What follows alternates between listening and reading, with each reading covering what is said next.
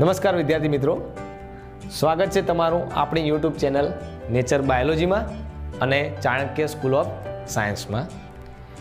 મિત્રો, અગાઉ આપણે ચયાપચય એટલે કે મેટાબોલિઝમ વિશે આપણે અભ્યાસ કર્યો, બરાબર. ચય અને અપચયની ક્રિયાઓ આપણે જોઈ અને કેવી રીતે જે રાસાયણિક જે સંયોજનો હતા, જે રસાયણો હતા, એમનું અદલા બદલી પરિવર્તન એકમાંથી બીજામાં પરિવર્તન કઈ રીતનું થયું, બરાબર, એ પણ આપણે ઉદાહરણ સાથે સમજ્યા. હવે આજે આપણે મોસ્ટ ઇમ્પોર્ટન્ટ જે ટોપિક છે એના વિશે અભ્યાસ કરવાનો છે. આ ટોપિક થોડો તમને અઘરો લાગશે, પણ જો મિત્રો તમે દિલથી ધ્યાન આપશો અને એકવાર ખ્યાલ ના આવે તો બીજી વાર આ વિડીયો જોશો તો તમને કોઈ પણ ટોપિક અઘરો લાગશે નહીં. તો આજનો આપણે ટોપિક જોઈએ મિત્રો. તો આજનો ટોપિક છે ઉત્સેચકો, જેને આપણે કહીશું એન્ઝાઇમ્સ, બરાબર.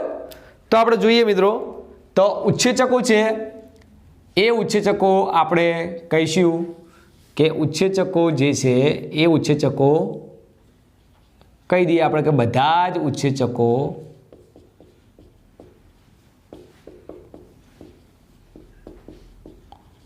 પ્રોટીનના બનેલા છે. બધા જ ઉત્સેચકો કેવા છે? પ્રોટીનના બનેલા છે. પરંતુ એક અપવાદ રૂપ છે. આ અપવાદ રૂપ આપણે જોવાનું છે, જેને આપણે કહીશું રિબોઝાઇમ, અથવા આપણે એને કહીશું રિબોન્યુક્લિએઝ. રિબોન્યુક્લિએઝ. આ જે રિબોન્યુક્લિએઝ રહ્યો અથવા રિબોઝાઇમ રહ્યો એ ઉત્સેચક આરએનએ વત્તા પ્રોટીનનો બનેલો છે. એટલે કે આરએનએ હોય અને એના જોડે પ્રોટીન જોડાયેલું હોય, બરાબર. એટલે આપણે એને કહીએ છીએ રિબો ન્યુક્લિયો પ્રોટીન. એટલે કે આરએનએ અને પ્રોટીન જોડાયેલો છે. એટલે આપણે કહી શકીએ કે બધા જ ઉત્સેચકો પ્રોટીનના બનેલા છે, પરંતુ અપવાદરૂપ શું છે કે રિબોઝાઇમ અથવા રિબોન્યુક્લિએજ ઉત્સેચક છે એ પ્રોટીનનો બનેલો નથી. એ શેનો બનેલો? આરએનએ. એટલે કે આરએનએ છે.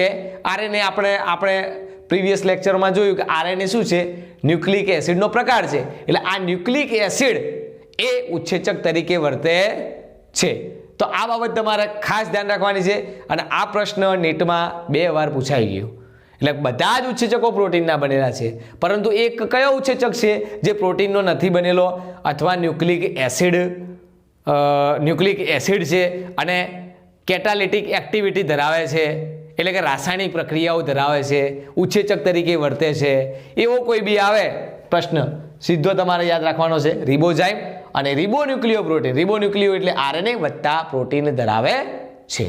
ક્લિયર? હવે આપણે જોઈએ કે અહીં જે બધા ઉત્સેચકો, લગભગ જે ઉત્સેચકો છે મોટે ભાગે એ પ્રોટીનના બનેલા છે. અને આ પ્રોટીનનો મોનોમર કયો હશે? તો આપણે અગાઉ ભણી ગયા કે પ્રોટીનનો મોનોમર છે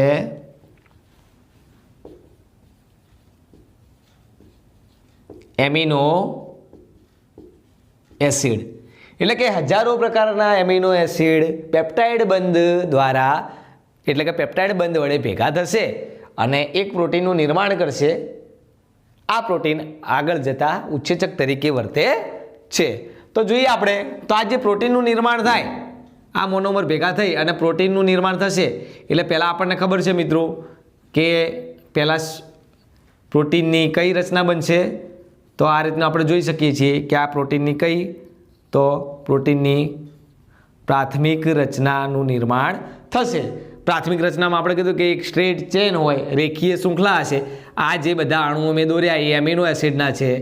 આ એમિનો એસિડના અણુઓ રેખીય રીતે જોડાયેલા હશે પેપ્ટાઇડ બંધ દ્વારા અને એક પ્રાથમિક પ્રોટીનની રચના થશે. આ જે પ્રાથમિક પ્રોટીન છે એ પ્રાથમિક પ્રોટીન પછી તમને ખબર છે કે ભાઈ આ રીતે જમણી કુંતળ વળાંક કરી અને શેમાં? તો દ્વિતીયક પ્રોટીનમાં ફેરવાશે, બરાબર. અને આ દ્વિતીયક પ્રોટીન છે એ પછી આપણે કીધું હતું કે ભાઈ ઊનના દડાની જેમ આ રીતની આખી રચના કરે અને એક આ રીતનું શેમાં તો એક આપણે કહીશું કે એ પ્રોટીન જે છે એ તૃતીયક રચનામાં ફેરવાશે એટલે કે જ્યારે પ્રોટીન બનશે આ એમિનો એસિડ ભેગા થશે રેખીય થશે પ્રાથમિક રચના બનશે પ્રાથમિકમાંથી દ્વિતીયક રચનામાં ફેરવાશે અને દ્વિતીયકમાંથી તૃતીયક રચનામાં ફેરવાશે હવે મિત્રો તમે યાદ કરો જ્યારે આપણે પ્રોટીન વિશે ભણ્યા હતા એના પ્રકાર ભણ્યા હતા ત્યારે મેં કીધું હતું કે આ જે તૃતીયક રચના રહી એ તૃતીયક રચના કેવી છે ત્રિપરિમાણિક એટલે કે 3 ડાયમેન્શન 3D રચના છે અને આ જે 3D રચના રહી એ 3D રચના જૈવિક પ્રક્રિયાઓ કરવા માટે કેવી છે સક્ષમ છે એટલે કે ઉત્સેચક છે એ જૈવિક પ્રક્રિયાઓ ક્યારે કરી શકશે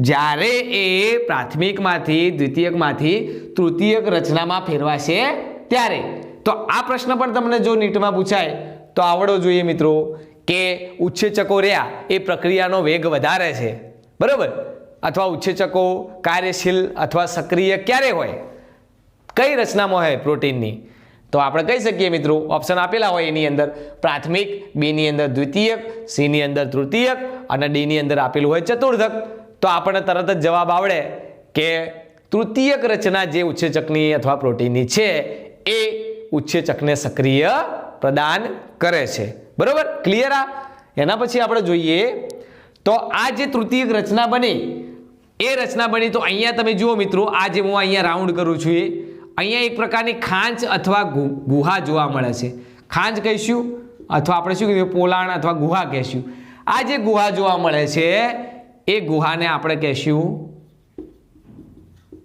સક્રિય સ્થાન બરોબર સક્રિય સ્થાન એટલે આપણે કહીશું એક્ટિવેશન એક્ટિવ સાઇટ કહીશું આપણે સક્રિય સ્થાન અથવા આપણે શું કહીશું એક્ટિવ સાઇટ એટલે કે ઉત્સેચકમાં આવેલ એક ખાંચ અથવા ગુહા અથવા આપણે કહીશું સ્થાન કોના ઉપર આવેલું છે તો આ એક ઉત્સેચક છે તો આપણે કહીશું કે ઉત્સેચક ઉપર આવેલ આપણે કહી શકીએ મિત્રો કે ગુહા અથવા આપણે કહીશું ખાંચ અથવા કહીશું સ્થાન કે જ્યાં પ્રક્રિયકને સબસ્ટ્રેટ કહેવાય એટલે આપણે એસ કહીશું એ પ્રક્રિયક જોડાઈને શેમાં તો આપણે કહીશું નિપજમાં ફેરવાય દરેક ઉત્સેચક છે એને સક્રિય સ્થાન જોવે જ સક્રિય સ્થાન હશે તો જ એ સક્રિય સ્થાન છે એ એવી જગ્યા છે કે જ્યાં આપણે કહીશું કે ભાઈ પ્રક્રિયક આવશે ત્યાં જોડાશે અને ઉત્સેચક એના પર પ્રક્રિયા કરે અને નિપજમાં ફેરવશે બરોબર તો આ સક્રિય સ્થાન એક ખાંચ સ્વરૂપે હોય છે એ હોવું જરૂરી છે આટલી વસ્તુ ક્લિયર પછી આપણે જોઈશું મિત્રો કે આ જે ઉત્સેચકો રહ્યા એ અમને તફાવત આપેલો છે કે ઉત્સેચક અને બીજો તફાવત સામે આપેલો છે અકાર્બનિક ઉદ્દીપક અથવા અકાર્બનિક ઉત્પ્રેરક આપણે કહી શકીએ તો ઉત્સેચક જે રહ્યો એ ઉત્સેચક આપણને ખબર છે કે પ્રોટીનનો બનેલો છે તો આ ઉત્સેચક એ આપણે જોઈ શકશું કે 40 ડિગ્રી સેન્ટીગ્રેડ તાપમાન હોય આ તાપમાન કરતાં વધારે તાપમાને એ કેવા થઈ જાય નિષ્ક્રિય થઈ જાય એટલે કે કાર્ય કરવા માટે એ સક્રિય રહેશે નહીં જો તાપમાન 40 ડિગ્રી સેન્ટીગ્રેડ કરતાં કેવું હશે વધારે હશે પરંતુ અકાર્બનિક ઉદ્દીપકો રહ્યા એ અકાર્બનિક ઉદ્દીપકો આપણે કહી શકીએ કે એ વધુ તાપમાન એટલે આપણે કહી શકીએ કે 40 ડિગ્રી સેન્ટીગ્રેડ કરતાં કેવું વધુ અને તથા વધુ દબાણે કેવા હોય છે કાર્યક્ષમ હોય છે એટલે કે કાર્ય કરવા માટે સક્રિય હોય છે બરાબર ઉત્સેચક એ પ્રોટીન છે તો આ પ્રોટીન 40 ડિગ્રી સેન્ટીગ્રેડ તાપમાન વધશે તો એ એમનું જે કાર્ય છે એ કાર્ય કરવા માટે સક્રિય રહેશે નહીં પરંતુ અકાર્બનિક ઉદ્દીપક કેવા છે અથવા અકાર્બનિક ઉત્પ્રેરક એ વધુ તાપમાને 40 ડિગ્રી સેન્ટીગ્રેડ કરતાં વધુ તાપમાન હશે અથવા દબાણ વધુ હશે તો પણ એ કાર્ય કરવા માટે કેવા હશે? કાર્યક્ષમ હશે, સક્રિય હશે. આ બંને વચ્ચેનો તફાવત છે. અહીં મિત્રો આપણે જોઈશું કે કેટલાક સજીવો છે, કેટલાક સજીવો, આ સજીવો આપણે કહી શકીએ કે તમે મોનેરા સૃષ્ટિની અંદર જોયા હશે, આર્કીબેક્ટેરિયા. વિપરીત પરિસ્થિતિમાં નિવાસ કરતા બેક્ટેરિયા જે મોનેરા સૃષ્ટિમાં આવશે અને એમને આપણે કહેવાશે આર્કીબેક્ટેરિયા. આ આર્કીબેક્ટેરિયાની અંદર આપણે કહેશું બેક્ટેરિયા થર્મોફિલિક બેક્ટેરિયા. કયા બેક્ટેરિયા? થર્મોફિલિક બેક્ટેરિયા, જે આર્કીબેક્ટેરિયાનો એક પ્રકાર છે. થર્મો એટલે વધારે તાપમાન અને ફિલિક એટલે એ પ્રત્યે લવિંગ કરતા, એટલે વધારે તાપમાનમાં રહેતા બેક્ટેરિયા. તો આ જે બેક્ટેરિયા, એ બેક્ટેરિયા આપણે કહી શકીએ કે 80 ડિગ્રી સેન્ટીગ્રેડથી 90 ડિગ્રી સેન્ટીગ્રેડ કરતાં પણ વધુ જ્યાં તાપમાન હોય, આ તાપમાન આપણે જોઈ શકીએ કે ભાઈ ગરમ પાણીના કુંડ કહેવાય અથવા ઝરા કહેવાય છે, અથવા વધારે સલ્ફર યુક્ત જે વાતાવરણ હોય એ વાતાવરણમાં આ બેક્ટેરિયા નિવાસ સ્થાન કરે છે. તો આ બેક્ટેરિયા જીવે છે તો એમની અંદર જૈવિક પ્રક્રિયાઓ કરવા માટે ઉત્સેચકો પણ હશે. ઉત્સેચક વગર એક પણ કોઈ જૈવિક પ્રક્રિયા થાય નહીં. તો આ જે આટલા ટેમ્પરેચરે આર્યા જીવે છે, બરાબર, તો એમના અંદર ઉત્સેચકો હશે. તો આ ઉત્સેચકો પણ આટલા તાપમાને કેવા હશે? એકદમ સ્થાયી હશે. આ જે ઉત્સેચકો હશે કેવા હશે? સ્થાયી હશે. તો આવા પ્રકારના જે ઉત્સેચકો રહ્યા એમને થર્મોસ્ટેબલ ઉત્સેચક કહેવાય. થર્મોસ્ટેબલ એટલે વધારે તાપમાન હોવા છતાં પણ એ નિષ્ક્રિય થતા નથી, પરંતુ શેમાં? અમુક સજીવોમાં કે જે આવશે શેમાં? આર્કીબેક્ટેરિયામાં આવશે એમાં. બાકી બીજા બધા બેક્ટેરિયા 40 ડિગ્રી સેન્ટીગ્રેડ કરતાં તાપમાન વધે તો એ વધારે તાપમાને એ બેક્ટેરિયા હશે, એ મતલબ એ બેક્ટેરિયા મતલબ કોઈ પણ સજીવના ઉત્સેચક ક્રિયાશીલ રહેશે નહીં. તો ઉત્સેચક અને અકાર્બનિક ઉદ્દીપક વિશે તમને ખ્યાલ આવી ગયો હશે, બરાબર. તો આપણે જોઈએ મિત્રો કે કીધું કે ઉત્સેચક છે, એ ઉત્સેચક બધા જ ઉત્સેચકો છે ને પ્રોટીનના બનેલા છે. અને એ પ્રોટીન છે એ કેવું પ્રોટીન? તો ત્રિપરિમાણિક એટલે કે તૃતીયક રચના અથવા ત્રિપરિમાણિક રચના ધરાવતું અને એક સક્રિય સ્થાન ધરાવતું પ્રોટીન છે કે જે શું કરે છે કે જે પ્રક્રિયક સાથે જોડાય અને એને નિપજમાં ફેરવે છે. તો બધા જ ઉત્સેચકો પ્રોટીનના બનેલા છે, પરંતુ આપણે અપવાદ લઈશું કે ભાઈ રિબોઝાઇમ છે અથવા રિબોન્યુક્લિયેજ છે એ આરએનએનો અને પ્રોટીનનો બને. આરએનએ શું કહેવાય? ન્યુક્લિક એસિડ કહેવાય. એટલે આપણે કહી કે ભાઈ ન્યુક્લિક એસિડનો બનેલો છે, બરાબર. હવે આપણે કહીશું કે આ જે ઉત્સેચક છે એ ઉત્સેચક પહેલાં આપણને ખબર છે કે એમિનો એસિડનો બનેલો છે, એટલે પ્રાથમિક રચનામાં આવશે. દ્વિતીયક અને કાર્ય કરવા માટે જે ઉત્સેચકને જે રચના જોવે એ રચના કઈ થશે? તૃતીયક રચના થશે. અને આ તૃતીયક રચના જ્યારે ફોલ્ડિંગ થતું હોય ત્યારે એક ખાંચ જોવા મળે છે. આ ખાંચને આપણે કહીશું સક્રિય સ્થાન, એક્ટિવ સાઇટ. એ સક્રિય સ્થાને ઉત્સેચક પર આવેલ આ ઉત્સેચક છે, ઉત્સેચક પર આવેલ એવી ખુવા કે ખાંચ છે કે જ્યાં શું થશે? સબસ્ટ્રેટ એટલે પ્રક્રિયક જોડાશે અને શું થશે? પ્રોડક્ટ એટલે કે નિપજમાં ફેરવાય છે. ત્યારબાદ આપણે કીધું મિત્રો કે ઉત્સેચક છે અને અકાર્બનિક ઉદ્દીપકો છે. તો ઉત્સેચક એ 40 ડિગ્રી સેન્ટીગ્રેડ કરતાં તાપમાન વધે તો નિષ્ક્રિય થઈ જાય છે, પરંતુ અકાર્બનિક ઉદ્દીપકો વધારે તાપમાન વધારે દબાણ આપીશું તો પણ કેવું રહેશે? કાર્યક્ષમ રહે છે. પછી આપણે કીધું કે કેટલાક સજીવો છે કે જે વિપરીત પરિસ્થિતિમાં નિવાસ સ્થાન કરતા હોય એવા આર્કીબેક્ટેરિયાની અંદર આવશે થર્મોફિલિક બેક્ટેરિયા. એ બેક્ટેરિયા 80 ડિગ્રીથી 90 ડિગ્રી સેન્ટીગ્રેડના તાપમાન વચ્ચે અથવા એના કરતાં પણ વધારે તાપમાન એરિયા જીવિત રહી શકે છે. જે ગરમ પાણીને આપણે જરા કહીએ, સલ્ફરયુક્ત વાતાવરણ કહીએ, બરાબર. તો ત્યાં એ જીવે છે. એનો મતલબ એમના અંદર આવેલા ઉત્સેચકો એ થર્મોસ્ટેબલ છે, એટલે કે તાપમાન પ્રત્યે સ્થાયી છે. એટલા ઊંચા તાપમાને પણ એ ઉત્સેચકો વધારે કાર્યશીલ રહે છે. તો આ એક અપવાદરૂપ છે જે આપણે યાદ રાખવું ખૂબ જ જરૂરી છે, બરાબર. તો હવે આ ઉત્સેચકો વિશે તમને ખ્યાલ આવી ગયો હશે. હવે આપણે જોઈએ કે ભાઈ આ જે ઉત્સેચકો રહ્યા એ ઉત્સેચકો કઈ રીતનું કાર્ય કરશે એ આપણે જોઈશું. ચલો મિત્રો, હવે આપણે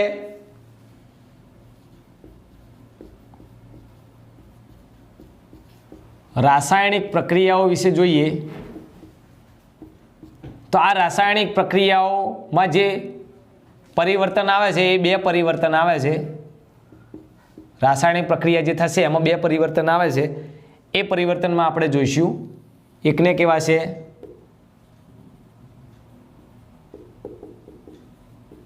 ભૌતિક પરિવર્તન અથવા ભૌતિક પ્રક્રિયાઓ, અને આપણે બીજા ભાગને આપણે કહીશું રાસાયણિક પરિવર્તન અથવા રાસાયણિક પ્રક્રિયાઓ. બરાબર. ભૌતિક પરિવર્તન જે છે એ ભૌતિક પરિવર્તનમાં કોઈ પણ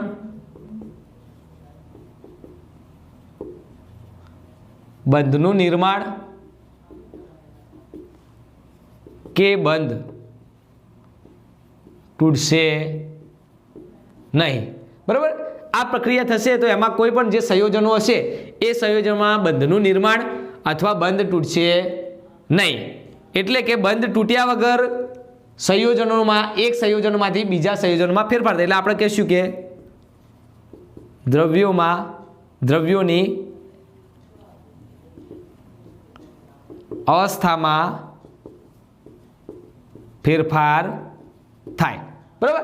ઉદાહરણ તરીકે આપણે લઈએ તો આપણે કહીએ કે બરફ છે. આ બરફ પીગળે એટલે શું થાય? પ્રવાહી થાય. અને પ્રવાહીને આપણે ગરમ કરીએ વધારે તો કયા સ્વરૂપે રહે? વરાળ સ્વરૂપે રહેશે. બરાબર. તો બરફ હતો એ ઘન અવસ્થા હતી, પછી પ્રવાહી અવસ્થા થઈ અને પછી વાયુ અવસ્થા થઈ. તો દ્રવ્યોની અવસ્થા બદલાણી, પરંતુ આ 3 અણુસૂત્ર તો આપણે શું કહીશું? H2O જ. બરાબર. એટલે કોઈ પણ અહીંયા બંધ તૂટ્યો નથી કે બંધનું નિર્માણ થયું નથી. ફક્ત સંયોજનોમાં દ્રવ્યોની અવસ્થામાં ફેરફાર થયો છે. તો આ પ્રકારનું જે પરિવર્તન થાય એને આપણે શું કહીશું? ભૌતિક પરિવર્તન. રાસાયણિક પરિવર્તનમાં આપણે કહીશું કે શું થશે? તો આ પ્રક્રિયામાં બંધોનું તૂટવું અને નવા બંધોનું નિર્માણ થાય છે. આ પ્રક્રિયા આપણે જોઈશું કે ભાઈ આની અંદર બંધ છે સંયોજનમાં એ તૂટશે અને નવા બંધ બની અને નવું જ કોઈક સંયોજન મળશે. તો આપણે જોઈએ મિત્રો, તો આની અંદર 2 પ્રકારના ઉદાહરણ આપેલા છે. એક આપણે જોઈશું અકાર્બનિક રાસાયણિક પ્રક્રિયા અથવા પરિવર્તન, અને બીજું આપણે જોઈશું કાર્બનિક રાસાયણિક પ્રક્રિયા અથવા આપણે કહીશું પરિવર્તન. બરાબર. અકાર્બનિક જે રાસાયણિક પ્રક્રિયા છે એ આપણે જોઈએ મિત્રો ઉદાહરણ સાથે. તો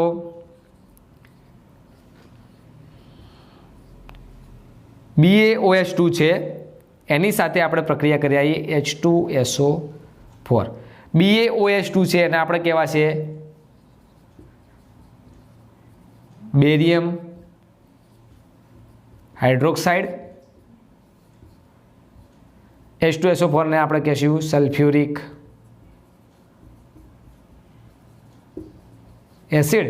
જ્યારે આ પ્રક્રિયા પરિવર્તન પામશે ત્યારે આપણે કહીશું કે BaSO4 થઈ ગયું અને વત્તા 2H2O થઈ જાય, પાણીના અણુ થશે. એટલે આ બન્યું એને આપણે કહીશું બેરિયમ સલ્ફેટ, અને આ જે બન્યું એને આપણે કહીશું પાણીના અણુ. બરાબર. તો બેરિયમ હાઇડ્રોક્સાઇડ અને સલ્ફ્યુરિક એસિડ આ બંને શું છે? પ્રક્રિયકો છે. આ પ્રક્રિયકો મળે અને જ્યારે નિપજ બને કઈ બની? બેરિયમ સલ્ફેટ અને પાણી. તો બેરિયમ સલ્ફેટ આ તમે જોઈ શકો કે Ba અને SO4 વચ્ચે શું થયું છે? બંધ થયું. તો નવા બંધ અહીંથી આપણે કહી શકીએ BaOH2 વચ્ચે આ નવા બંધ શું થયા? અને અહીંયા H2 અને SO4 વચ્ચે બંધો તૂટ્યા અને નવા બંધોનું શું થયું? નિર્માણ થયું. પરંતુ અહીં તમે જોઈ શકો છો કે આ સંયોજનમાં કાર્બનની હાજરી નથી. એટલે આપણે કયું કીધું? અકાર્બનિક રાસાયણિક પ્રક્રિયા કીધી. અકાર્બનિક કેમ કીધી? કેમ કે અહીં કોઈ પણ આ જે સંયોજન છે એમાં કાર્બનની હાજરી નથી. એટલે આપણે શું કીધું? અકાર્બનિક. પરંતુ રાસાયણિક પ્રક્રિયા કેમ કીધું? રાસાયણિક પરિવર્તન કેમ કીધું? કેમ કે અહીં શું થાય છે? બંધ તૂટે છે અને નવા બંધોનું શું થાય છે? નિર્માણ થાય છે. એટલા માટે કાર્બનિક રાસાયણિક પરિવર્તન જોઈશું મિત્રો. તો કાર્બનિક રાસાયણિક પરિવર્તનમાં આપણે જોઈ શકીશું કે જે ગ્લુકોઝ છે આ ગ્લુકોઝ તૂટશે, બરાબર. એટલે ગ્લુકોઝ આપણે કહીએ કે ગ્લુકોઝનું તૂટવું અને શું બનશે? પાયરુવિક એસિડ બનશે, બરાબર. તો આ ગ્લુકોઝ છે આપણને ખબર છે કે એની અંદર C6H12O6 આવેલું. તો આ જે સંયોજન રહ્યું એમાં કાર્બન હાજર એટલે આપણે કાર્બનિક કહીશું. તો ગ્લુકોઝ તૂટે અને કેટલા 2 અણુ પાયરુવિક એસિડના બનશે. કેટલા અણુ બનશે? 2 અણુ પાયરુવિક એસિડના નિર્માણ થશે, બરાબર. પાયરુવિક એસિડનું આપણે સૂત્ર જોઈએ તો C3H4 અને O3 છે એટલે 2 અણુ બને એટલે 2 કર્યા આપણે અને વત્તા શું થાય? 2 પાણીના અણુઓ થશે, બરાબર. તો આ રીતે પાયરુવિક એસિડનું નિર્માણ થશે. કઈ પ્રક્રિયા દ્વારા? તો આ જે પ્રક્રિયા થાય છે એને આપણે કહીશું ગ્લાયકોલિસિસ. કઈ પ્રક્રિયા છે? ગ્લાયકોલિસિસ. આ જે ગ્લાયકોલિસિસ પ્રક્રિયા રહી મિત્રો, એ ગ્લાયકોલિસિસ પ્રક્રિયા કેટલા ચરણોમાં છે? તો 10 ચરણોમાં છે. કેટલા ચરણોમાં? 10 ચરણો. એટલે કે 10 નવા સ્ટેપ છે. જેમ ગ્લુકોઝ છે, ગ્લુકોઝમાંથી ગ્લુકોઝ 6 ફોસ્ફેટ બનશે, પછી ફ્રુક્ટોઝ 6 ફોસ્ફેટ, પછી ફ્રુક્ટોઝ 1,6 ફોસ્ફેટ. એમ જે આખા પ્રક્રિયા થાય છે એમાંથી આપણે કહી શકીએ કે એમાંથી બી બને છે, બીમાંથી સી બને છે, સીમાંથી ડી બને છે. આમ અલગ અલગ 10 ચરણોમાં આવેલી છે જે આપણે વનસ્પતિઓમાં શ્વસન 14મું ચેપ્ટર છે એમાં ડિટેલમાં અભ્યાસ કરીશું. પણ અહીં તમે જોઈ શકો મિત્રો કે એમાંથી બી બનવા માટે પણ એક ઉત્સેચક જોવે છે, બીમાંથી સી બનવા પણ ઉત્સેચકો જોશે, સીમાંથી ડી બનવા પણ ઉત્સેચકો જોશે. તો આમ જુદા જુદા ઉત્સેચકો દરેક પથમાં જોવે છે. અને આ જે પથ થયો આ પથને આપણે કયો પથ કહીશું? ચયાપચયિક પથ. કયો પથ કહીશું આપણે? ચયાપચયિક પથ. એટલે કે ગ્લાયકોલિસિસ જે છે એ 10 ચરણોમાં થાય છે. 10 પ્રકારના અલગ અલગ ઉત્સેચક જોવે અને એ ગ્લાયકોલિસિસમાં શું થાય? ગ્લાયકો એટલે ગ્લુકોઝ, લિસિસ એટલે તૂટવું. એટલે કે ગ્લુકોઝનું તૂટવું અને 2 અણુ પાયરુવિક એસિડના મળશે આપણને, બરાબર. તો આ જે ગ્લાયકોલિસિસ પ્રક્રિયા થાય છે એ ગ્લાયકોલિસિસ પ્રક્રિયા કેટલા? 10 સ્ટેપમાં થાય છે, 10 ચરણોમાં થાય છે. એકમાંથી બીજું કરનાર, બીજામાંથી ત્રીજું, એમ 10. અને આખો જે પથ બને આ પથને શું કહેવાય? ચયાપચયિક પથ કહેવાય. જે કેવો છે? રેખીય છે. 2 પ્રકારના ચયાપચયિક પથ ભણ્યા હતા આપણે, રેખીય, વર્તુળાકાર. અહીં કેવો છે? રેખીય ચયાપચયિક પદ છે, બરાબર. તો આપણે જોઈ લઈએ કે રાસાયણિક પ્રક્રિયાઓમાં 2 પ્રકારના પરિવર્તન આવે, ભૌતિક પરિવર્તન અને રાસાયણિક પરિવર્તન. ભૌતિક પરિવર્તન એટલે કોઈ પણ જે સંયોજન બનશે અથવા સંયોજનમાં ફેરફાર થશે તો તેમાં બંધનું નિર્માણ કે બંધ તૂટશે નહીં. તો દ્રવ્યોની શું થાય? અવસ્થામાં ફેરફાર થાય.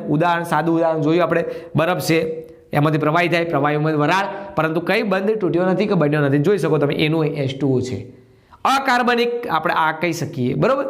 હવે રાસાયણિક આપણે પરિવર્તન લીધું તો બંધ તૂટે અને નવા બંધોનું નિર્માણ થાય. તો એમાં 2 પ્રકારના અકાર્બનિક અને કહેવાય કાર્બનિક. અકાર્બનિકમાં આપણે જોયું કે ભાઈ BaOH2 છે, બેરિયમ હાઇડ્રોક્સાઇડ છે. તો જુઓ Ba અને OH2 વચ્ચે બંધ તૂટ્યો છે, અહીંયા H2 અને SO4 વચ્ચે બંધ તૂટ્યો છે અને નવો બંધ BaSO4 વચ્ચે શું થયો? બંધ બન્યો. અને તો આ જે બંને રહ્યા આપણે પ્રક્રિયા કેવા છે? આ બંનેને શું કહેવાય? નિપજ કહેવાય, બરોબર. તો બંધનું તૂટવું અને બંધનું જોડાવું અને નવા સંયોજન બનવા એવું પરિવર્તન થાય તો આપણે શું કહીશું? રાસાયણિક પરિવર્તન. પછી આપણે જોયું કે ભાઈ કાર્બનિક પરિવર્તન કે જે સંયોજનમાં કાર્બનની હાજર હોય. તો આપણે ગ્લુકોઝ લીધો, ગ્લુકોઝનું તૂટવું એટલે ગ્લાયકોલિસિસની પ્રક્રિયા થઈ, 2 અણુ પાયરુવિક એસિડના બને છે. આ ગ્લાયકોલિસિસની પ્રક્રિયા ગ્લુકોઝમાંથી પાયરુવિક એસિડ જે બને છે એ કેટલા? 10 ચરણોમાં હોય છે. આ 10 જે ચરણો સ્ટેપ બાય સ્ટેપ હોય છે એને આપણે કહીશું ચયાપચયિક પથ.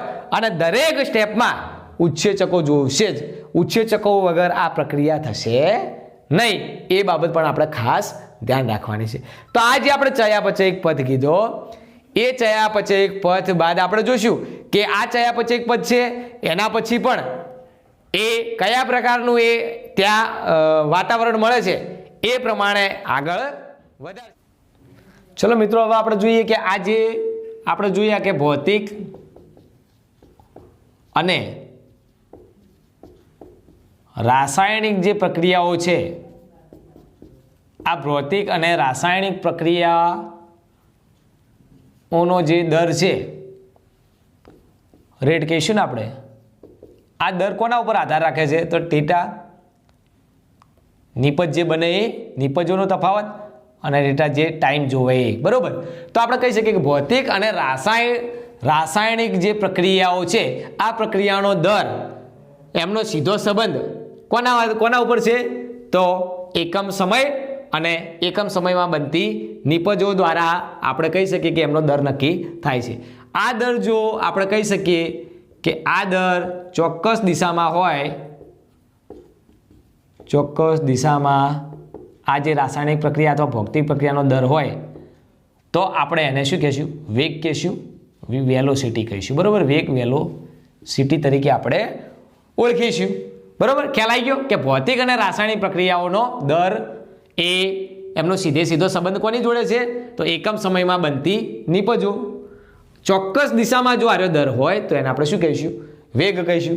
તો આ જે વેગ રહ્યો એ વેગ કોના દ્વારા? ઘણા બધા કારકો હોય પણ અહીં એક આપેલું હોય કે તાપમાન દ્વારા પ્રભાવિત હોય છે. કોના દ્વારા? તો આપણે કહી શકીએ કે તાપમાન દ્વારા આ જે વેગ છે એ પ્રભાવિત હોય છે. કઈ રીતનો?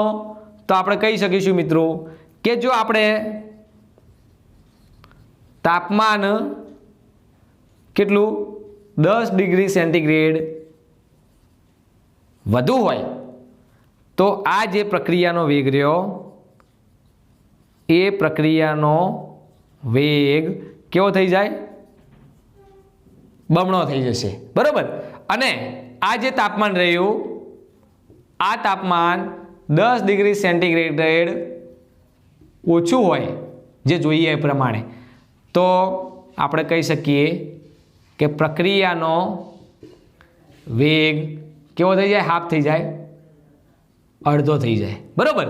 તાપમાન દ્વારા પ્રભાવિત હોય છે. ઉદાહરણ લીધું કે તાપમાન 10 ડિગ્રી સેન્ટીગ્રેડ વધે તો પ્રક્રિયાનો વેગ કેવો થઈ જાય? બમણો થઈ જાય. તાપમાન 10 ડિગ્રી સેન્ટીગ્રેડ ઓછું થઈ જાય તો પ્રક્રિયાનો વેગ કેવો થઈ જશે? અડધો થઈ જશે. તો ભૌતિક અને રાસાયણિક પ્રક્રિયાઓ ચોક્કસ આપણે કહી શકીએ કે એમનો દર એ એકમ સમયમાં બનતી નિપજો દ્વારા સીધો હોય છે અને ચોક્કસ દિશામાં જો આનો દર હોય તો આપણે એને વેગ કહીશું. આ વેગ ઘણા બધા આવે છે કારકો પણ અહીં જોઈ શકીએ કે તાપમાન દ્વારા પ્રભાવિત હોય છે. તાપમાન જો આપણે 10 ડિગ્રી સેન્ટીગ્રેડ વધારીશું તો પ્રક્રિયાનો વેગ કેવો થઈ જશે? બમણો થઈ જશે. તાપમાન જો આપણે 10 ડિગ્રી સેન્ટીગ્રેડ ઓછું કરીશું તો પ્રક્રિયાનો વેગ કેવો થઈ જશે મિત્રો? પ્રક્રિયાનો વેગ અડધો થઈ જશે. હવે આપણે અહીં બીજું સમજવાનું છે કે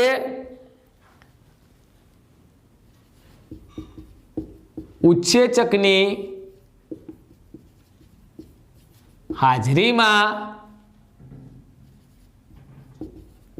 ઉત્પ્રેરિત પ્રક્રિયા થાય છે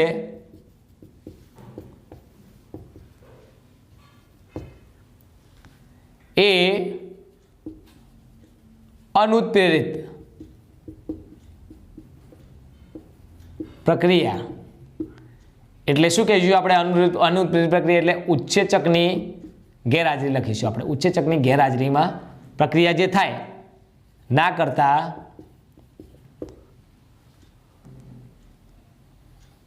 વેગ ઘણો વધુ હોય છે.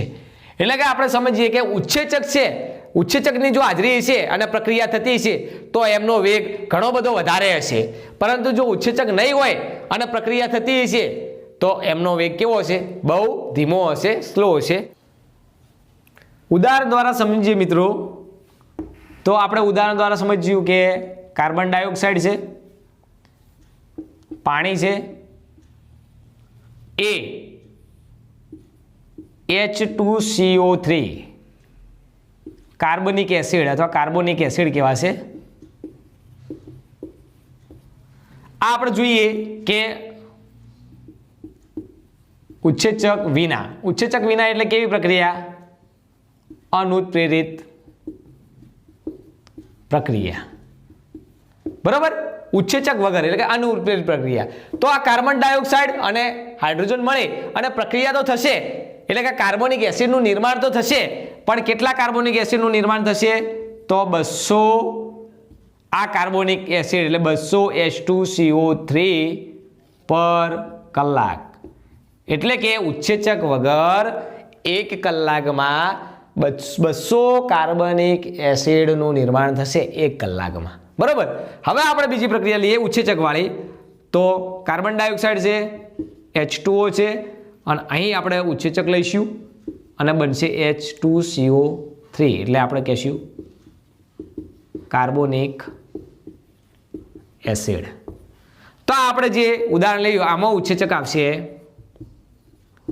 કાર્બોનિક એનહાઇડ્રેસ. ઉત્સેચક આવશે એટલે કે ઉત્સેચકની હાજરીમાં ઉત્પ્રેરિત પ્રક્રિયા થાય એ આપણે જોઈએ. તો જ્યારે ઉત્સેચક આપણે ઉમેરવામાં આવે ત્યારે આ જે કાર્બનિક એસિડ રહ્યા એ કાર્બનિક એસિડના કેટલા 6 લાખ અણુ પ્રતિ સેકન્ડ, એટલે કે એક સેકન્ડમાં કેટલા 6 લાખ અણુઓનું નિર્માણ થાય છે. તો તમે વિચારી શકો કે મિત્રો ઉત્સેચકનો કેટલો મોટો ફાળો છે. અહીં ઉત્સેચક નથી તો 1 કલાકમાં 200 અણુઓ બને છે કાર્બનિક એસિડના, અને અહીં જો ઉત્સેચક આપણે કાર્બોનિક એનહાઇડ્રેટ કયો ઉત્સેચક છે એ પણ તમને ખ્યાલ આવવો જોઈએ. તો કેટલા 6 લાખ અણુ પ્રતિ સેકન્ડ, 1 સેકન્ડમાં 6 લાખ અણુઓનું નિર્માણ થાય છે. એટલે કે આપણે કહી શકીએ મિત્રો કે 10 મિલિયન કરતાં પણ વધારે અથવા 10 મિલિયન જેટલો ઉત્સેચકોનો વધારો જોવા મળે છે. એટલે ઉત્સેચકની હાજરીમાં એ પ્રક્રિયાનો વેગ કેવો થઈ જાય છે? ખૂબ વધારે થઈ જાય છે. તો તમે જોઈ શકો કે ઉત્સેચકની ગેરહાજરીમાં શું થાય છે અને ઉત્સેચકની હાજરીમાં શું થાય છે.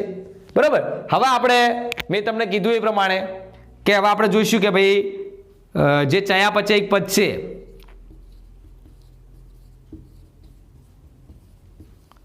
ચયાપચયિક પથ આપણે કોને કીધો? તો ચયાપચયિક પદ કીધો કે ભાઈ ઘણા બધા ચરણો હોય અને દરેક ચરણોમાં ઉત્સેચકોની હાજરી જોવે અને એક છે અણુ બીજામાં કન્વર્ટ, બીજો ત્રીજામાં. જેમ આપણે કીધું કે ભાઈ ગ્લાયકોલિસિસ છે એ 10 ચરણોમાં હોય છે. બરાબર. તો 10 ચરણોમાં એ થાય સ્ટેપ બાય સ્ટેપ, અને પછી એ કેવા પ્રકારનું ત્યાં વાતાવરણ મળે છે એ પ્રમાણે પછી એ અલગ આખા બીજા ઉત્પાદનો બનાવે છે. એટલે કે અંતિમ ઉત્પાદનો એ ત્યાં વાતાવરણ કેવું મળ્યું એના પ્રમાણે બનાવે છે. તો આપણે આ જે ચયાપચયિક પદ કહીશું એ ચયાપચયિક પથની અંદર આપણે જોઈએ મિત્રો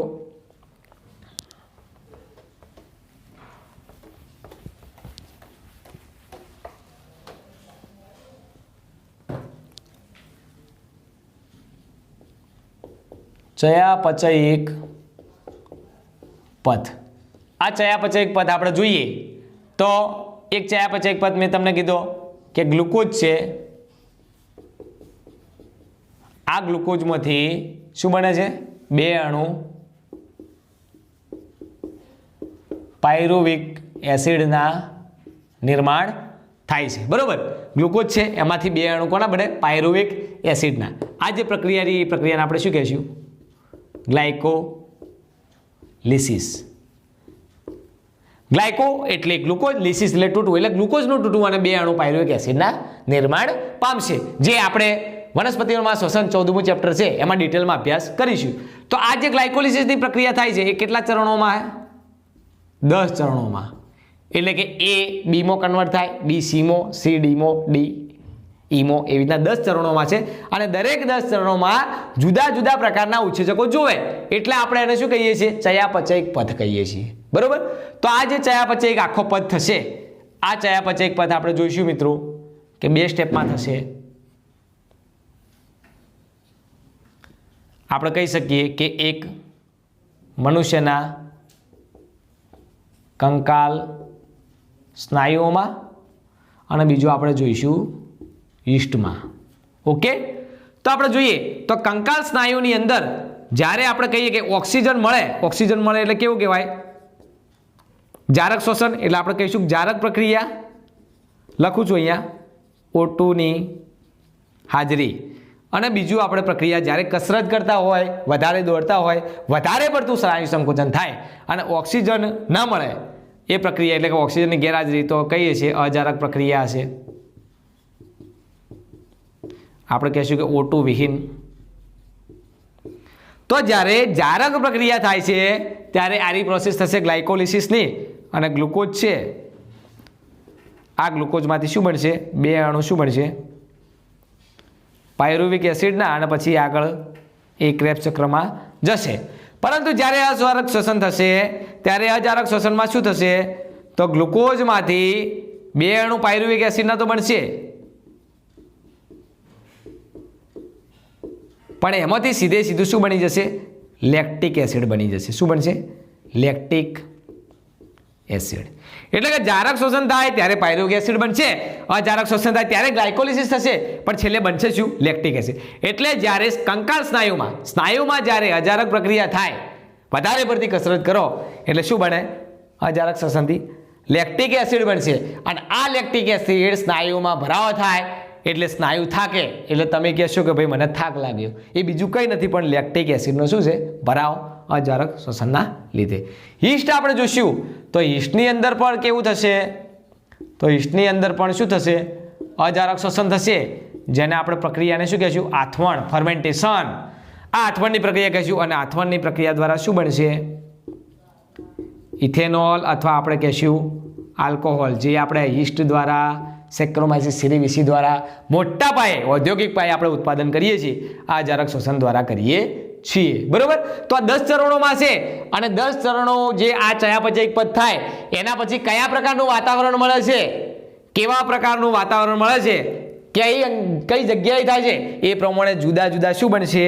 તો જુદા જુદા અંત્ય ઉત્પાદનો મળશે. એવું વાક્ય લખેલું. અંત્ય ઉત્પાદનો એટલે કે કંકાલ સ્નાયુમાં જો જારક પ્રક્રિયા થાય તો પાયરુવેક એસિડ મળશે, કંકાલ સ્નાયુમાં જો અજારક પ્રક્રિયા થશે તો લેક્ટિક એસિડ મળશે, અને આ યીસ્ટની અંદર અજારક શ્વસન થશે તો ઇથેનોલ અથવા શું થશે? આલ્કોહોલનું નિર્માણ થશે. તો આ પ્રમાણે અંત્ય ઉત્પાદનો કેવા હશે મિત્રો? જુદા જુદા હશે. એ આપણે નોંધ રાખવાની છે. ગ્લાયકોલિસિસ વિશે આપણે પછી એ ચેપ્ટર જ્યારે ભણતા હશું ત્યારે ડિટેલમાં અભ્યાસ કરીશું, અને એ તમને આવડી પણ જશે. બરોબર? પણ હાલ ખાલી તમે આટલું યાદ રાખો કે ગ્લુકોઝમાંથી 2 અણુ પાયરુવેક એસિડના બને એને આપણે પ્રક્રિયાને ગ્લાયકોલિસિસ, ગ્લાયકો એટલે ગ્લુકોઝ, લિસિસ એટલે તૂટવું. બરોબર? તો કેટલા સ્ટેપમાં છે? 10 સ્ટેપમાં. આ જે 10 સ્ટેપ રહ્યા દરેક સ્ટેપની અંદર ઉત્સેચકની હાજરી જોવે. ઉત્સેચક હોય તો જ ક્રિયા થાય. તો તમે સમજી શકો છો ઉત્સેચકનું કેટલું મહત્વ છે. બરોબર? તો આ જે ઉત્સેચકો થશે, અને આ જે 10 સ્ટેપ રહ્યા, આ સ્ટેપને આપણે શું કહીશું? ચયાપચય પથ. આ ચયાપચય પથ છે એ 1 કે 2 અથવા 2 કરતાં વધારે ચયાપચય પથ દ્વારા જોડાયેલો હશે. કયા કયા કીધા? કે કંકાલ સ્નાયુમાં જારક શ્વસન થાય તો આખી આ પ્રોસેસ થશે, કંકાલ સ્નાયુમાં અજારક શ્વસન થશે તો એમના ઉત્પાદનો અંતે જે છેલ્લે ઉત્પાદનો મળે, જે પ્રોડક્ટ્સ મળે, એ બધી કેવી છે? ત્યાં જેવું વાતાવરણ છે અને કયા પ્રક્રિયા થાય છે એ પ્રમાણે એ એમના જે અંત્ય ઉત્પાદનો છે એ અંત્ય ઉત્પાદનો કેવા હશે મિત્રો? એ અંત્ય ઉત્પાદનો જુદા જુદા હોઈ શકે છે. બરોબર? ગ્લુકોઝનું આપણે સૂત્ર તમને ખબર જ છે મિત્રો, કે ગ્લુકોઝનું સૂત્ર શું થશે? તમે કહી શકો છો, અહીં લખવું હોય તો લખી શકો ભાઈ, કે ગ્લુકોઝનું સૂત્ર આપણને ખબર C6H12O6 છે. બરોબર? પાયરુવેક એસિડનું આપણે તમે લખી શકો 2 અણુ એટલે 2 ગુણ્યા C3H4 અને O3 છે. તો આપણે જોઈ શકીએ કે 3 દુ 6, અહીંયા 4 દુ 8, અને અહીંયા 3 દુ કેટલા મળ્યા? 6 મળ્યા છે. બરોબર? તો અહીં આપણે એક ઓક્સિજન શું કરવો પડશે મિત્રો? ઉમેરવો પડશે. એટલે અહીંયા આપણે શું થશે? 2 પાણીના અણુઓ મળશે. એ પ્રમાણે આખી આપણે પ્રોસેસ જોઈ શકીએ છીએ. બરોબર? તો આપણે એ પણ તમને ખ્યાલ આવી ગયો કે ગ્લુકોઝ 6 કાર્બન વાળો હતો, પાયરુવેક એસિડ 3 કાર્બન વાળો છે. એ 3 કાર્બન વાળો એટલે 2 અણુ બન્યા. એ તે આપણે પછી પાછળથી ડિટેલમાં અભ્યાસ કરીશું, પણ હાલ તમારે આ ચયાપચય પથ માટે આટલું યાદ રાખવાનું છે. આ આપણે કીધું કે ઉત્સેચક છે, તો ઉત્સેચકની હાજરી ના હોય તો કાર્બનિક એનહાઇડ્રેજ 1 કલાકમાં 200 અણુ બનતા હતા, પણ જ્યારે ઉત્સેચક આપણે કાર્બોનિક એનહાઇડ્રેજ એડ કર્યો ત્યારે તમે જુઓ 1 જ સેકન્ડમાં 6 લાખ અણુ બને છે. એટલે આપણે કહી શકીએ કે ઉત્સેચક હોય તો કેટલી ઝડપી પ્રક્રિયા થાય છે. બરાબર? હવે આપણે ઉત્સેચકની મેકેનિઝમ જોઈશું કે ભાઈ એ કઈ રીતે પ્રક્રિયા કરે છે, કેવી રીતે એ કાર્ય કરે છે, કેવી રીતે પ્રક્રિયાના વેગમાં વધારો કરે છે, એ આપણે જોઈશું. ઓકે મિત્રો? કટ કરી દે. કેટલું થયું જુજી? ચલો મિત્રો, હવે આપણે જોઈએ ઉત્સેચકો દ્વારા ઊંચા દરે થતી રાસાયણિક પ્રક્રિયાઓ. તો આપણે એમાં સ્ટેપ આપણે જોવાના છે મિત્રો, કે ચલો હું દોરી દઉં કે આ એક ઉત્સેચક છે, આને આપણે સમજવાનો છે ઉત્સેચક. ઉત્સેચક એટલે આપણે એન્ઝાઇમ કહીશું. એન્ઝાઇમ એટલે ઈ કહીશું, બરાબર. આને કહેવાય ઉત્સેચક.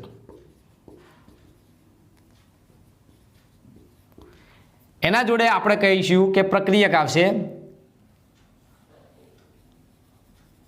આને આપણે સબસ્ટ્રેટ કહીશું, સબસ્ટ્રેટ એટલે આપણે આને એસ કહેવાય, પ્રક્રિયાર્થી અથવા આપણે કહીશું પ્રક્રિયક, બરાબર.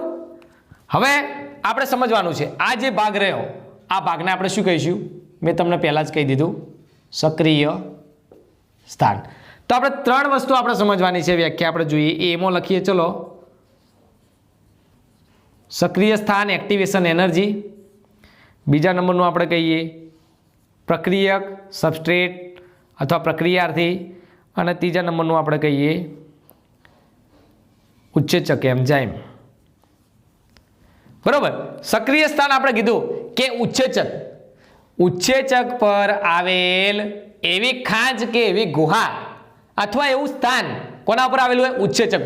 ઉત્સેચક પર આવેલ એવી ખાંચ, એવી ગુહા કે એવું સ્થાન કે જ્યાં પ્રક્રિયક શું કરશે? જોડાશે અને નિપજમાં પરિવર્તન થશે. એટલે આપણે કહી શકીએ કે ઉત્સેચક પર આવેલ ખાંચ કે ગુહા કે જ્યાં શું થાય? પ્રક્રિયક જોડાઈને શેમાં? નિપજોમાં પરિવર્તન પામે. ઓકે. પછી આપણે કહીશું પ્રક્રિયક, સબસ્ટ્રેટ. તો પ્રક્રિયક, સબસ્ટ્રેટ, તો આપણે કહીશું કે એવો રસાયણ છે, આ રસાયણ હોય એવો રસાયણ છે કે જે ઉત્સેચકના સક્રિય સ્થાને જોડાય અને શેમાં ફેરફાર થાય? નિપજમાં ફેરફાર થાય. તો આપણે કહી શકીએ કે રસાયણ જે ઉત્સેચકના કયા સ્થાને? તો ઉત્સેચકના સક્રિય સ્થાને જોડાઈને શેમાં? નિપજ એટલે આપણે પ્રોડક્ટ કહીશું, પી કહીશું, બરાબર. પ્રોડક્ટમાં પરિવર્તન પામે અથવા શું થશે? ફેરવાય. એને આપણે કહીશું પ્રક્રિયક. ક્લિયર મિત્રો? ઉત્સેચક એટલે આપણે કહી દીધું મિત્રો, હવે લખતો નથી હું. ઉત્સેચક એટલે આપણે કીધું કે ઉત્સેચક એ કેવું છે? ત્રિપરિમાણિક રચના ધરાવતું પ્રોટીન અને એક સક્રિય સ્થાન ધરાવતું પ્રોટીન છે. એટલે કે ઉત્સેચક એ ત્રિપરિમાણિક રચના એટલે કયું? તૃતીય સ્ટ્રક્ચર અને સક્રિય સ્થાન ધરાવતું પ્રોટીન છે કે જે શું કરે? જે પ્રક્રિયક સાથે જોડાય, પ્રક્રિયા કરે અને શું? નિપજમાં ફેરફાર કરે છે. એટલે કે પ્રક્રિયાના વેગમાં શું કરે છે? વધારો. કઈ રીતનો કરે છે આપણે જોઈએ મિત્રો. તો આ સબસ્ટ્રેટ બન્યો, પછી આપણે કહીશું કે આ ઉત્સેચક છે. ઉત્સેચકના આ જે સક્રિય સ્થાને કોણ? આ પ્રક્રિયક જોડાશે. તો આ જે રચના બની એને આપણે એન્ઝાઇમ સબસ્ટ્રેટ કોમ્પ્લેક્સ કહીશું. શું કહીશું? એન્ઝાઇમ સબસ્ટ્રેટ કોમ્પ્લેક્સ એટલે કે ઉત્સેચક પ્રક્રિયક સંકુલ. ઉત્સેચક છે એની સાથે પ્રક્રિયક જોડાય અને શું બનશે? ઉત્સેચક પ્રક્રિયક સંકુલ, એન્ઝાઇમ સબસ્ટ્રેટ કોમ્પ્લેક્સ બનશે. અને એ પછી શું થશે? તો એ પછી જોઈએ મિત્રો કે એ પછી ઉત્સેચક છે, આ ઉત્સેચક એ બીજા પ્રક્રિયક, એવા પ્રકારના પ્રક્રિયક સાથે જોડાવા જશે અને બીજું શું બનશે? તો બીજું બધું આપણે પ્રોડક્ટ કહીએ. પ્રોડક્ટ એટલે શું કહીશું? પી એટલે કે નિપજનું નિર્માણ થાય છે. તો અહીં તમે જોઈ શકો છો મિત્રો કે આ જે રાસાયણિક પ્રક્રિયા થઈ, આ રાસાયણિક પ્રક્રિયામાં ઉત્સેચક પોતે વપરાતો નથી. આ બાબત પણ તમારે યાદ રાખવાની છે. ઉત્સેચકમાં કોઈ ફેરફાર નહીં થાય, ઉત્સેચક વપરાશે નહીં. ઉત્સેચક પાછો એવો બીજો કોઈ પ્રક્રિયક મળશે તો પ્રક્રિયા કરવા જતો રહેશે. ફેરફાર કોનો થશે? નિપજનો. એટલે સોરી, સબસ્ટ્રેટનો. સબસ્ટ્રેટ શેમાં ફેરવાશે? નિપજનો. આલેખ દ્વારા આપણે જોઈએ મિત્રો. તો આલેખ દ્વારા જોઈએ તો ચલો પહેલાં આપણે કહીએ કે અહીંયા આપણે કહીએ કે ભાઈ અહીંયા પ્રક્રિયક છે એટલે સબસ્ટ્રેટ હું એસ દોરું છું. આ જે સબસ્ટ્રેટ છે, આ સબસ્ટ્રેટની શું છે? આ સબસ્ટ્રેટની જે શક્તિ સ્તર છે, બરાબર. હવે આપણે જોઈએ કે જ્યારે સબસ્ટ્રેટ છે અને આ જે રચના છે, આ જે આકૃતિ છે, આ જે હું ગ્રાફ દોરું છું, એ ગ્રાફ કેવો છે? તો એ ઉત્સેચક વગર છે. ઉત્સેચક વગર શું છે? સક્રિય શક્તિ, બરોબર. આ કયો છે? તો આ વાય અક્ષ છે, આ એક્સ અક્ષ છે. તમને એ પણ ખબર હોવી જોઈએ એક્સ અક્ષમાં શું આપેલું હોય? સક્રિય શક્તિની સંકલ્પના, પ્રક્રિયાની પ્રગતિ. વાય અક્ષ પર શું આપેલું હોય? સ્થાયી શક્તિ આપેલી. એ વાત ખબર હોવી જોઈએ. બીજું, આ જે ઊંચો જે દેખાય છે આલેખ, એ ઉત્સેચક વગર સક્રિય શક્તિ, એટલે કે જ્યારે સબસ્ટ્રેટ છે એ જ્યારે પ્રોડક્ટમાં, અહીં પ્રોડક્ટ આવશે એટલે કે નિપજમાં જ્યારે કન્વર્ટ થાય ત્યારે એક મધ્યમવર્તી પ્રક્રિયા થાય છે. કઈ? એન્ઝાઇમ સબસ્ટ્રેટ કોમ્પ્લેક્સ વાળી. તો એ અહીંયા આવશે, જેને આપણે સંક્રમણ શક્તિ, સંક્રમણ અવસ્થા અથવા સંક્રમણ શક્તિ અથવા આપણે એને ટ્રાન્ઝિશન સ્ટેટ કહીશું, બરોબર. તો એ જ્યારે સબસ્ટ્રેટ હશે એ અમુક ક્ષણિક પ્રક્રિયા છે, એ પ્રક્રિયા થઈ અને આપણે પ્રોડક્ટમાં નિર્માણ. તો અહીં તમે મિત્રો એમની જે સક્રિય શક્તિ છે એ આટલેથી આટલે ઉપર જવા માટેની તમે જોઈ શકો છો. હવે જ્યારે અહીંયા આપણે કહીશું કે આ સબસ્ટ્રેટ છે અને જ્યારે આપણે ઉત્સેચક આપ્યો ત્યારે જે પ્રોડક્ટમાં નિર્માણ થાય, તો આની સંક્રમણ અવસ્થા તમે જોઈ શકો છો. તો આ જે ગ્રાફ રહ્યો એ ગ્રાફ છે ઉત્સેચક સાથે સક્રિય શક્તિ, બરાબર. Activation energy. તો આ ઉત્સેચક વગર જે સક્રિય શક્તિ હતી એ તમે જોઈ શકો છો કે કેટલી મોટી છે. આને ઉત્સેચક સાથે સક્રિય શક્તિ શું થઈ જાય? નીચી થઈ જાય. એટલે પ્રોડક્ટમાં ઝડપી વિભાજન થશે. એટલે આપણે કહી શકીએ કે ઉત્સેચક છે, એન્ઝાઇમ જે છે એ પ્રક્રિયાના વેગમાં શું કરે છે? તો પ્રક્રિયાના વેગમાં વધારો કરે છે. કેવી રીતે? તો આપણે કહી શકીએ સક્રિય શક્તિમાં ઘટાડો પ્રેરીને, બરોબર. ઉત્સેચક બીજું કશું નથી કરતા. શું કરે? સક્રિય શક્તિ નીચી કરી દેશે. હવે આપણે ઉદાહરણ સાથે સમજીએ કે ભાઈ કેવી રીતે. થોડું હાર્ડ પડશે એટલે આપણે ઉદાહરણ લઈએ. હું તમને એમ કહું કે ઉત્સેચક વગર સક્રિય શક્તિ. તમે અમદાવાદમાં મસ્ત ફ્લેટ લેવા ગયા, બરોબર. હવે ફ્લેટ લેવા ગયા તો ત્યાં કોઈ જે ફ્લેટ આપવા માટેના જે વચ્ચે જે દલાલ મતલબ હોય તો એ નથી, એટલે એમને આપણે દલાલ જે છે એમને આપણે ઉત્સેચક સમજીએ, બરોબર.